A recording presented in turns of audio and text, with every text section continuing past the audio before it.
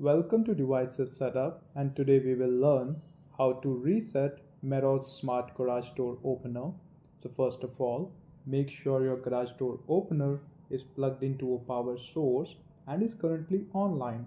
Next, locate a button right beside the LED indicator and press and hold it for around 5 to 10 seconds until the light changes to flashing green and amber. Now using its app, you can start its setup again. So this is just soft reset where you will still have all the previous configurations and settings, and you will be able to connect your Reconfiguring smart garage door opener to a new Wi-Fi.